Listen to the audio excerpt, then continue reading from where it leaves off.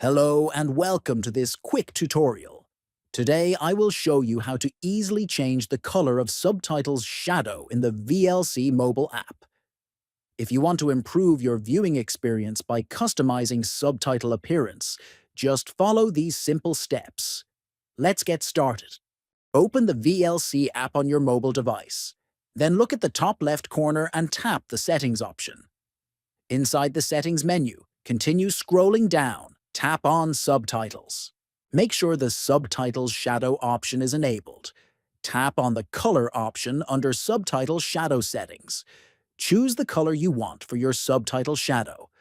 Finally, click on Select to save your changes. That's it. You've successfully changed the subtitle shadow color in VLC Mobile. Enjoy your customized subtitles and don't forget to subscribe for more easy tech tips. Thanks for watching.